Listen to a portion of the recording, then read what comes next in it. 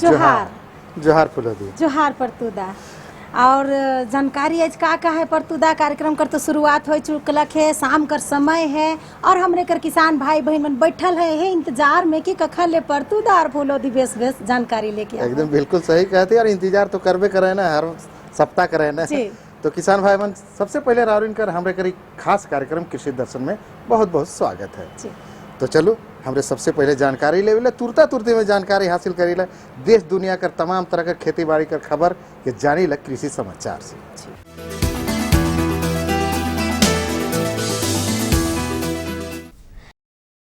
नमस्कार, कृषि समाचारों में आपका स्वागत है। मैं हूं अरुणिमा। आइए देखते हैं आज कृषि समाचार में क्या है खास।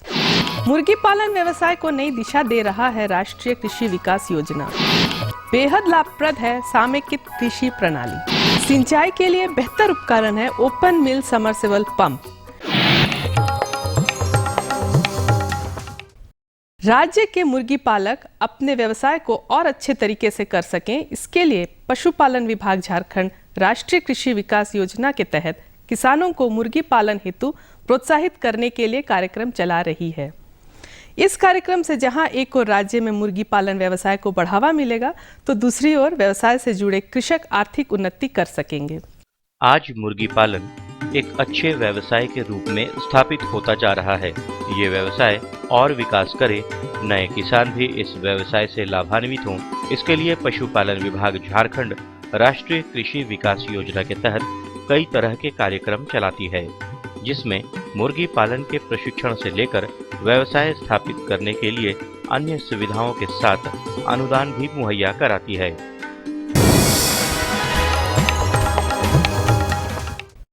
समेकित कृषि प्रणाली कृषि की एक ऐसी प्रणाली जिससे कृषि के तमाम क्षेत्र जैसे पशुपालन, कुक्कुट पालन, मछली पालन के साथ खेती बाड़ी को एक सूत्र में बांधकर काम किए जाते हैं, जिसमें लागत तो बहुत कम लगती है और लाभ ज्यादा होता है। समेकित कृषि प्रणाली के लाभों को और विस्तार से जानते हैं हमारे कृषि विशेषज्ञ से। किसान भाइयों, समेकित कृषि प्रणाली के जो विशेष फायदे हैं आप उनको जरूर अपनाने की कोशिश करें, क्योंकि समेकित कृषि प्रणाली एक ऐसी प्रणाली है जिसमें कि आप विभिन्न तरह के फसलों का समायोजन करते हैं। आपके पास वैकल्पिक आय के तकनीकी ज्ञान होने से आप वैकल्पिक आय का उत्पादन करते हैं और इससे आपकी जो ज़मीन है, मिट्टी है, ये भी उर्वरक क्षमता से परिपूर्ण रहती है। इसलिए किसान भाइयों, आपको समेकित कृषि प्रणाली के लिए आगे आने की ज़रूरत है।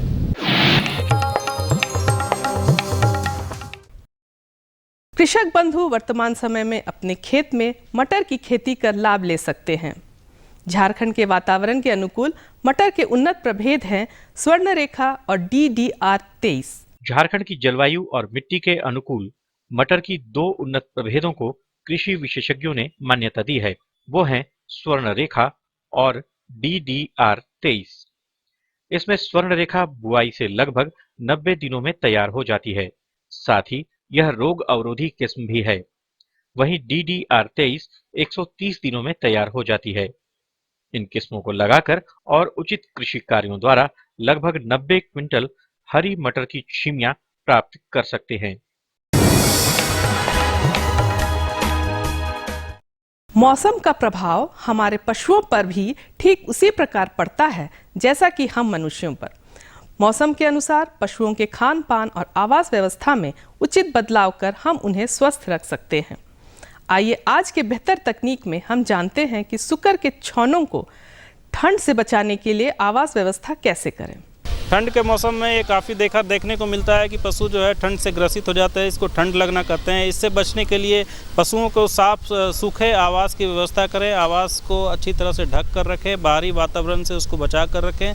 शाम में अगर संभव हो तो लाइट की व्यवस्था रखें और हीटर की व्यवस्था करें, जिससे कि है कि पशुओं को सही वातावरण मिले। खास करके छोटे जो छौने होते हैं, छोटे बच्चे होते हैं, उसको विशेष ध्यान देने की ज़रूरत होती है इस मौसम में।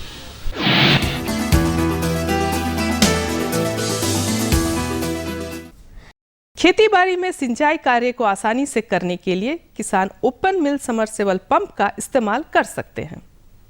यह पंप गहरे कुओं, तालाबों और नहर इत्यादि से पानी खींचकर खेतों तक पहुंचाने में सक्षम है।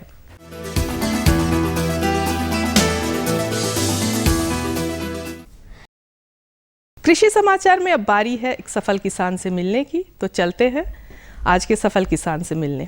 युवा कृषक हूँ और मैं पढ़ाई भी करता हूँ, साथ में कृषि विभाग से भी जुड़े हुए हैं और मैं इसी कृषक के तौर पर धान वगैरह सब भी बहुत कुछ बागान वगान सब लगाते हैं और उसी से हम पढ़ाई भी कर रहे हैं, उसी पैसा से, और उसी से धान सब भी रोपते हैं और उसी से ही मुनाफा हो रहा है और उसी से काम चला रहे हैं।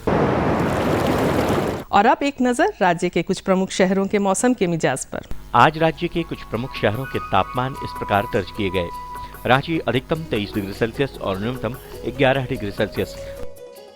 देवघर अधिकतम 24 डिग्री सेल्सियस और न्यूनतम 11 डिग्री सेल्सियस।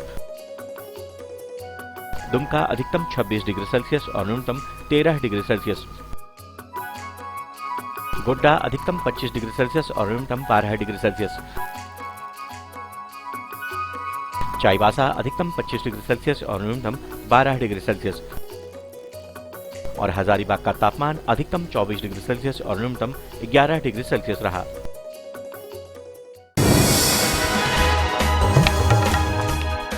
और अब मंडी भाव में आइए नजर डालते हैं अनाजों के भाव पर। राज्य की खाद्यान्न मंडियों में चावल और मक्का जैसे प्रमुख अनाजों के भाव स्थिर हैं। दलहनी अनाजों में थोड़ी नरमी आई है। अन्य अनाजों के मूल्यों में कोई विशेष उतार चढ़ाव नहीं दर्ज किया गया। उधर सब्जी मंडियों में भी हरी सब्जियां अपने बढ़े हुए मूल्यों पर कायम है। वहीं कुछ प्रमुख अनाजों के भावों पर नजर डालें तो इस प्रकार रही। चावल मध्यम न्यूनतम 2100 रुपए से लेकर अधिकतम 2600 रुपए। चावल उत्तम न्यूनतम 2400 रुपए से लेकर अधिकतम 4200 रुपए। गेहूं न्यूनतम 1400 रुपए से लेकर अधिकतम 1800 रुपए। दाल अरहर न्यूनतम 5600 रुपए से लेकर अधिकतम 6900 रुपए। दाल मसूर न्यूनतम 4400 रुपए से लेकर अधिकतम 5500 रुपए। दाल चना न्यूनतम 3400 रुपए से लेकर अधिकतम 4600 रुपए। चीनी न्यूनतम 3450 रुपए से लेकर अधिकतम 3600 रुपए। आलू न्यूनतम 1500 रुपए से लेकर अधिकतम 1900 रुपए और प्याज न्यूनतम 1900 रुपए से लेकर अधिकतम 2300 रुपए प्रति क्विंटल रहा। कृषि समाचार में आज बस इतना ही।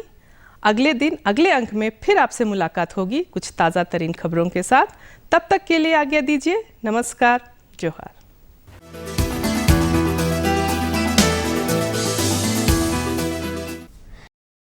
तो किसान भाई बहन मैंने रौरे मन एखन देखली कृषि समाचार, हाँ। जेकर में जान ली कि एखन खेती बाड़ी में का साग सब्जी एखन चले लायक है और साथे साथे जान ली मंडी कर का भाव चलत है और संगे संगे मौसम कर हाल चाल भी और इनके पता चल गया। जी बिल्कुल।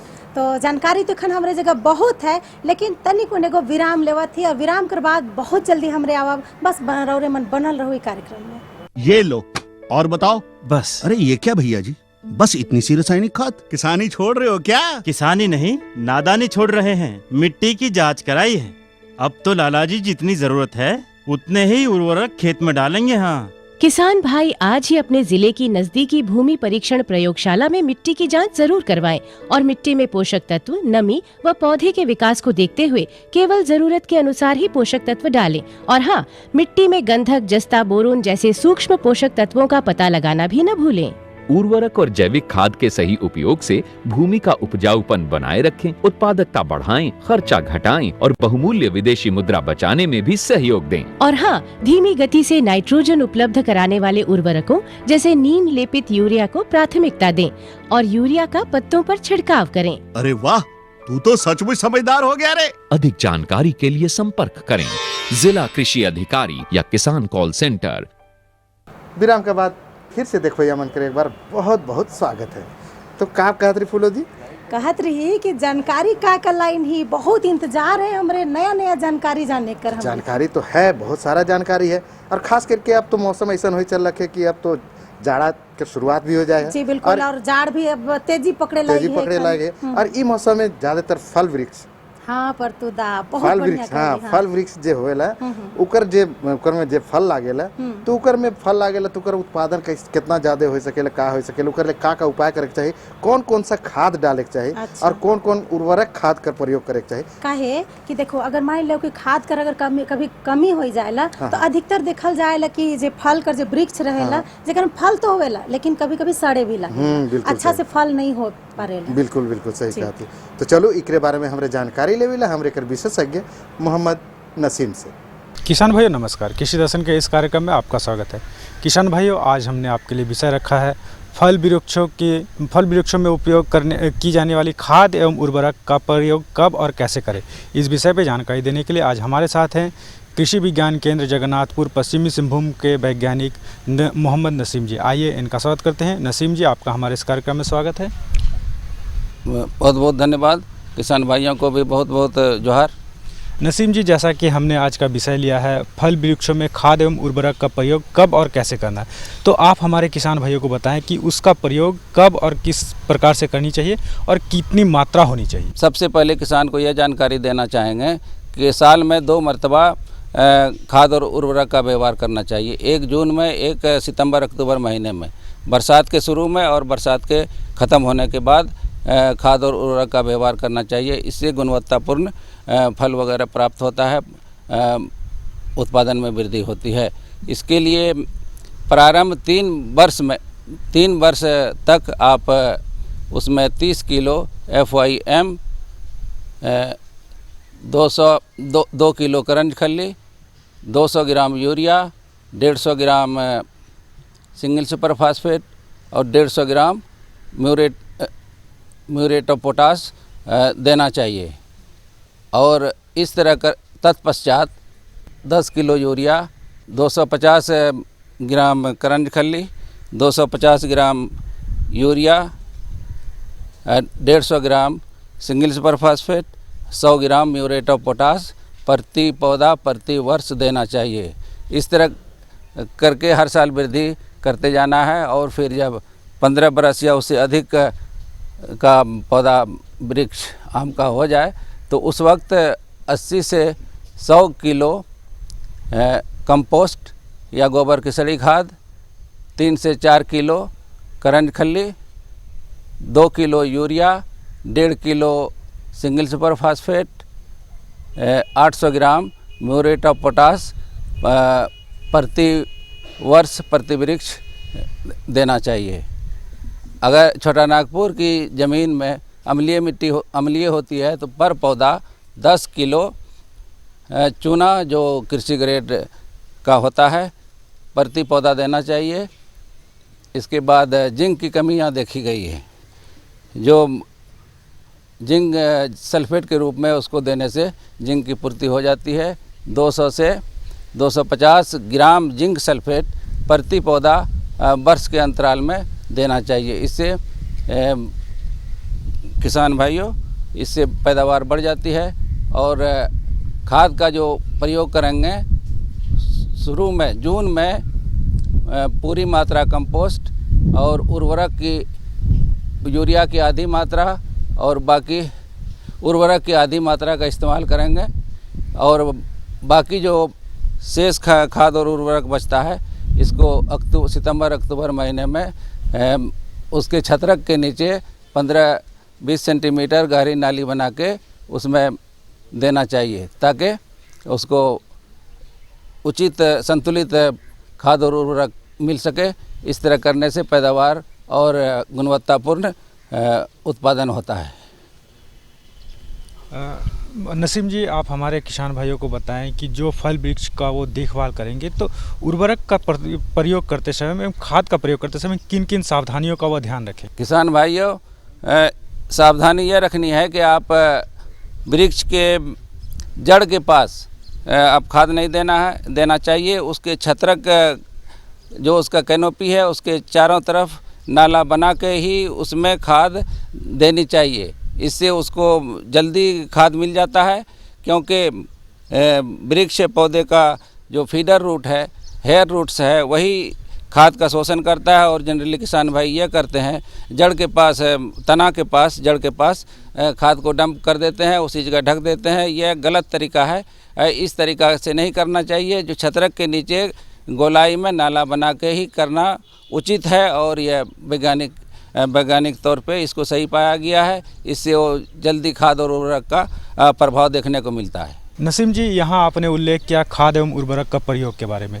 उसकी सावधानी है कि अब हम जानना चाहेंगे या हमारे किसान भाई जानना चाहते हैं कि खाद एवं उर्वरक का वो जब प्रयोग करेंगे तो क्या उसके साथ सिंचाई की ज़रूरत पड़ती है या पहले करना है या बाद में करना है? यह सिंचाई, खाद वगैरह देने के बाद सिंचाई करनी चाहिए। और जो आम का वृक्ष 10 मीटर दूरी में लगा होता है, जो कतार से कतार थाला बना दीजिए और एक दूसरे के थाला को जोड़ दीजिए। इसको बेसिन सिस्टम कहते हैं।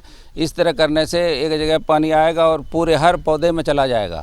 तो इस तरह करके बेसिन सिस्टम सिंचाई का जो ये तरीका है, विधि है, उसी से करने से अच्छा होता है। और जाड़े में 5 से 6 दिन में 10 से 12 दिन के अंतराल में देना चाहिए और गर्मी में 5 से 6 दिन के अंतराल पे सिंचाई करनी चाहिए। सिंचाई करना बहुत ज़रूरी है और जब वर्षा होती है तो उस वक्त नहीं करें, मगर सिंचाई बहुत ही ज़रूरी है। और इसीलिए जो नया बागान है, सिंचाई के अभाव में आपका बहुत नुकसान हो सकता है, इसीलिए सिंचाई करनी चाहिए। नसीम जी, ये तो बातें हो गई आम की। अब बात आती है जो हमारे किसान भाई अमरूद की बागान लगा चुके हैं, नींबू के बागान लगा चुके हैं, क्या उसमें भी इसी प्रकार की करनी चाहिए या कुछ अंतर होता है उसमें? सिंचाई यही बेसिन सिस्टम है और फिर उसमें खाद वगैरह का व्यवहार उसमें भी करना चाहिए। जैसे अमरूद का बागान है तो प्रति वर्ष प्रति वृक्ष कितना खाद देना चाहिए उसके बारे में बता देते हैं। अमरूद के पौधे की सफलता संतुलित खाद और उर्वरक का व्यवहार करने से होता है। संतुलित पैदावार, संतुलित खाद और उर्वरक का व्यवहार से ही अधिक उत्पादन और गुणवत्तापूर्ण उत्पाद मिलता है। तो इसके लिए आप पहले बरस में आप 15 किलो कंपोस्ट, 250 ग्राम यूरिया, 375 ग्राम सिंगल सुपर फास्फेट और 100 ग्राम म्यूरेट ऑफ पोटास, इसी तरह करके अगले 5 बरस तक इसी में वृद्धि करते जाना चाहिए। दूसरे साल 30 किलो कंपोस्ट लगेगा और 500 ग्राम यूरिया लगेगा, 775 ग्राम म्यूरेट ऑफ पोटास और फिर 200 ग्राम म्यूरेट ऑफ पोटास। इस तरह देने से 5 बरस तक करने से बहुत अच्छी पैदावार होती है। और सिंचाई वगैरह गर्मी में और जाड़े में करती रहनी चाहिए, इससे पैदावार बहुत अच्छी होती है। नसीम जी ने कितनी अच्छी जानकारी दी। फल वृक्षों में खाद एवं उर्वरक का प्रयोग कब और कैसे करनी चाहिए। नसीम जी, आप हमारे किसान भाइयों को इतनी अच्छी जानकारी दी, इसके लिए आपका बहुत बहुत धन्यवाद। किसान भाइयों का भी बहुत बहुत धन्यवाद, जोहार। देखो परतुदा कितना बढ़िया लागला की जानकारी, फल कर बेस वृक्ष भी देख ली। बिल्कुल बिल्कुल, हमरे के तो लागलक से लागलक, हमरे के किसान भाई मन के भी जानकारी भी बहुत अच्छा लगे। हाँ, और कभी कभी देखल जाएला कि केकरो केकरो घर में जो फल कर वृक्ष रहेला जेकर में कि बहुत तरह कर बीमारी हो जाएला और चाहे कि भी हमरे कर किसान भाई बहन मनु के ठीक नहीं करे पारे, लेकिन ये जानकारी पावल बात तो उस चीज के कर सके ना, एकदम जरूर कर सके ना। तो चलो अगला जानकारी हमरे जानिला, जरूर जानिला। और अगला जानकारी है चना कर खेती कर बारे में। बिल्कुल सही कहली। मौसम जो है आवे वाला समय में तो गर्मी आ जाए, तो गर्मी में चना कर जो फसल उगेला तो अभी से खेती करबे किसान भाई मन, तब तो जाके के फायदा हुई। एकदम जरूर तो होगी। चलो एकरे बारे में हमरे चना कर खेती कैसे करल जाए किसान भाई मन, एकर बारे में जानकारी लेवेला हमरे कर विशेषज्ञ डॉक्टर नरेश प्रसाद यादव जी से। किसान भाइयों नमस्कार, कृषि दर्शन कार्यक्रम में आपका स्वागत है। किसान भाइयों, आज हम बात करेंगे चना की उन्नत खेती के बारे में और इस विषय पर हमें जानकारी देंगे डॉक्टर नरेश प्रसाद यादव जी। डॉक्टर साहब, आपका हमारे कार्यक्रम में स्वागत है। स्वागत, धन्यवाद आपको। डॉक्टर साहब, हमारे किसान भाइयों को बताएं, जो चना की खेती करते हैं तो वो किस प्रकार इसकी उन्नत खेती कर सकते हैं। सबसे ज़रूरी है कि उन्नत किस्म का मतलब है कि आप या देसी लगाते हैं और एक काबुली, 2 तरह की किस्म होती है। देसी किस्म अगर लगाना है तो KPBG 59 और इसके अलावा पंत जी 114 जो कि पुराना हो चुका है अब, और इसके अलावा है पूसा 372। इसके अलावा अगर काबुली टाइप का चना लगाना है तो काक 2 भी इस झारखंड के लिए सूटेबल है। ये अनुशंसित किया गया है वृषा कृषि विश्वविद्यालय से, हम लोगों के अनुसंधान से। जी, ये तो चना की किस्में हो गई हैं, इसके लिए हमारे किसान भाई खेत की तैयारी कैसे करेंगे? जी हाँ, ऐसा है कि अब रबी सीजन आ गया है और इसकी बुआई के लिए आप खेत को सही तरीक़ा से जोत करके खरपतवार हटा करके इसकी बुआई करें। बुआई करने से पहले इसमें बीज को जो है उपचार होना चाहिए। बीज उपचार के लिए कार्बेंडाजिम 2 ग्राम प्रति केजी बीज की दर से उसको उपचार करते हैं और इसकी बुआई से पहले खेत को अच्छी तरह से तैयार करके पाटा चलाते हैं, जिससे कि उसमें किसी तरह का खरपतवार नहीं मिले। इसके लिए हम बुआई से पहले एक और कुछ कर सकते हैं, जैसे एक फंजीसाइड, इंसेक्टिसाइड, राइजोबियम, जो बीज उपचार का एक तरीका है। इसके अलावा अगर बुआई करना है तो उसके पहले हम सबसे पहले देख लें कि हमारे फील्ड में नमी है कि नहीं, क्योंकि अभी खरीफ का सीज़न चल रहा है और वो समाप्ति की ओर है। इसके बाद रबी आ ही गया और इसकी बुआई के लिए मध्य अक्टूबर से मध्य नवंबर तक समय है, जिसका बीज दर 20 केजी प्रति हेक्टेयर है। और जहाँ तक उर्वरक की मात्रा की बात करें तो नाइट्रोजन, पोटास, फास्फोरस और सल्फर 25, 50, 25, 20 केजी प्रति हेक्टेयर की दर से डालें। डॉक्टर साहब, चना की जो उन्नत खेती करेंगे उसमें हमारे किसान भाई सिंचाई किस प्रकार करेंगे? जी हाँ, ऐसा है कि बुआई के समय अगर हल्की भी अगर नमी खेत में उपलब्ध है तो उसमें सिंचाई की आवश्यकता नहीं है। अगर आप उसमें पानी डालते हैं, पानी अगर जम गया तो बीज सड़ जाएगा, जिससे अंकुरन प्रभावित होगा। इसलिए सिंचाई उस समय करें जब काफ़ी कम नमी हो, यानी अंकुरन की ज़रूरत हो तब, अन्यथा इसकी ज़रूरत नहीं पड़ती है। अगली सिंचाई पौधों में फूल निकलने के समय करनी है। अगर फूल की प्रारंभिक अवस्था आ जाए, शुरुआत हो जाए फूल निकलना, तो उस समय हम लोग इसकी सिंचाई कर लें। और दूसरी सिंचाई जब उसमें फली निकलने लगे, उस समय अति आवश्यक है। तो मुख्यतः 2 सिंचाई ही चना की खेती के लिए अच्छा है। उसके अलावा अगर सिंचाई उपलब्ध है तो दे सकते हैं, लेकिन उसकी ज़रूरत नहीं है। एक और सावधानी इसमें की ज़रूरत है, अगर फली लगने के समय में अगर बारिश आ जाए तो उसमें फली छेदक का बहुत प्रकोप होता है। इसके लिए हम इंडोक्सा कार्ब आधा ml प्रति लीटर की दर से छिड़काव करेंगे, जिससे फली छेदक से रोकथाम हो जाएगी। जी, ये तो बात हो गई सिंचाई की, फली छेदक के बारे में। हमारे किसान भाइयों को बताइए कि इसके साथ ही जो चने के खेती में खरपतवार की काफ़ी समस्या होती है, तो उससे बचने के लिए किसान भाई क्या करेंगे? जी हाँ, ऐसा है कि अगर चने की खेती में खरपतवार पहले है तो उसको सफाई कर लेंगे, लेकिन इसमें खरपतवार की उतनी समस्या नहीं आएगी। बुआई के 1-3 सप्ताह बाद उसमें निकाई गोराई जो है एक बार ज़रूर कर लें प्रारंभिक अवस्था में, ताकि खरपतवार जो आगे बढ़ेगा वो नहीं बढ़ेगा।